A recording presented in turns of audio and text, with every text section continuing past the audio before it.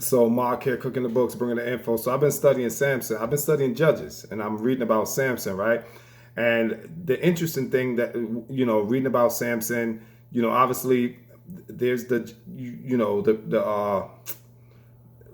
I'm pretty sure most of us know the story of Samson and Delilah, right? But I've been going a little deeper into it, and recognizing that Samson, was known for physical strength. That was his thing. That was his shtick. That was his talent. He was a man of great physical strength. But what we as men today can take from the life of Samson and the lessons from Samson, particularly myself, I can see myself a lot in Samson's story. I can see a lot of the errors I made in choosing a woman, right? And I put myself out there as an example. I've been through several relationships, marriages, and it's never, none of them lasted, none of them worked. And I read the story of Samson, and I can see a reflection of my own patterns, my own behavior, my own life. And namely this: Samson was told not,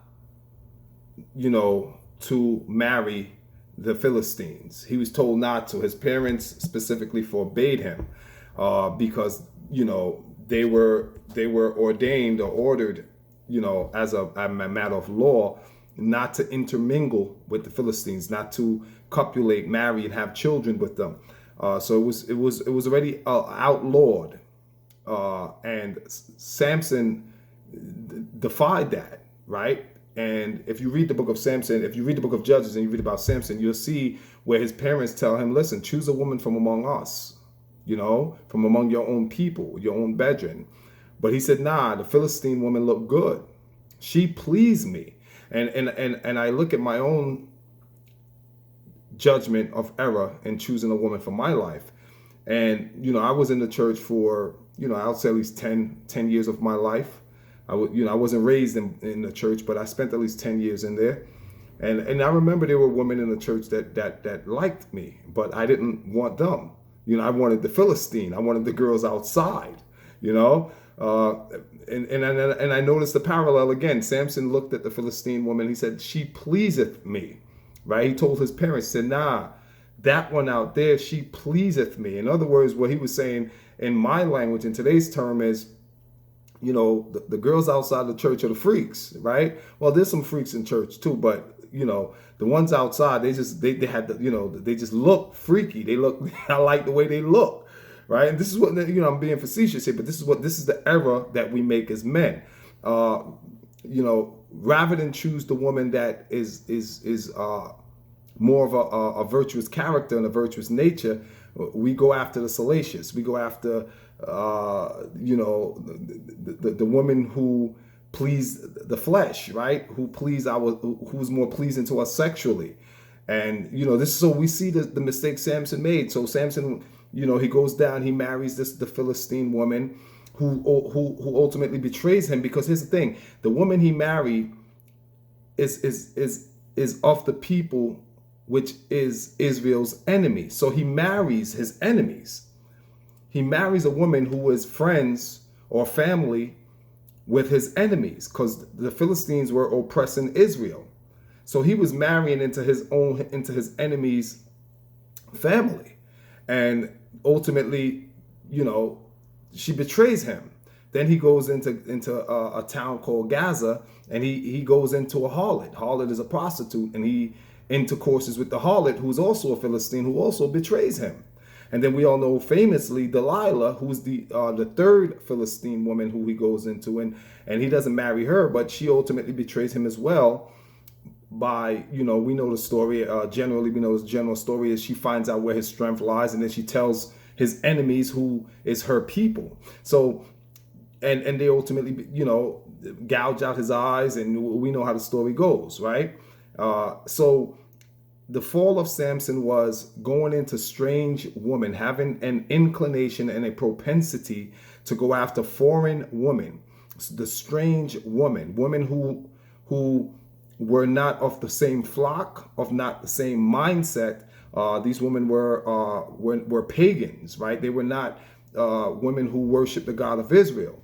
And today I could look at my life and, if there's anybody in the Bible that I could parallel my life with, is Samson's, because I've been through some stuff when it comes to women, and I always do the same thing. Just like Samson, I choose wrong. I go after what is pleasing to the flesh, right? There's a certain thing about a curvaceous, that body that just always gets me. But I've learned, right? I've learned the hard way, just like Samson. But glory be to God, right? It didn't cost Samson. Error of judgment cost him his life ultimately, right? So I'm still here. So I thank God that it hasn't cost me my life. Had some close calls though, very close calls. And I thank God that that wasn't my destiny, or that wasn't what my end was supposed to be in terms of women. Because, oh man, some very close calls. So I'm not going to sit here in front.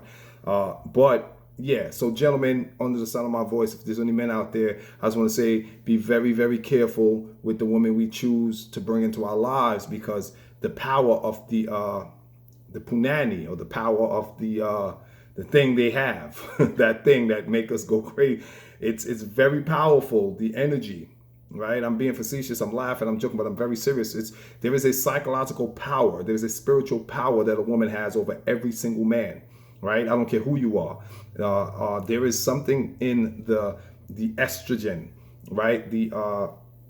There's something in her feminine energy that if it's not, the right woman, if she's not the person that is, ordained by God to be with you, she will be your end. She will be your demise. And it's not if, it's not a probability, it's a fact. It's just a matter of when. How long it will take before you're ultimately destroyed by her, because it's, the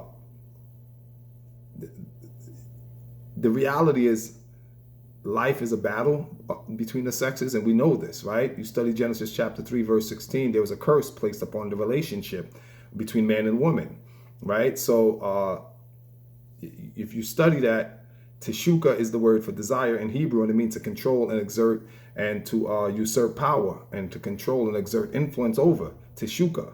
And it says you will desire your husband. So it means you will control him. You will seek to destroy and to rule, to devour him. There was a curse placed upon the relationship, and once we got ousted out of the garden. So ever since then, the battle is on.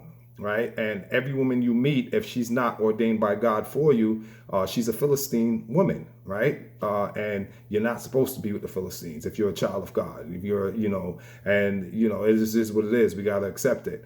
And if we don't, then we fall into what's called God's permissive will, like Samson was. Samson ultimately was in God's permissive will, not his divine, but his permissive will. And it's a dangerous thing to fall into God's permissive will. Don't think because God permits something that it's for your best interest, or that it's because it's his divine plan for you. It's not. Permissive will is a very deadly philosophy. It's a deadly principle. Do not fall into it.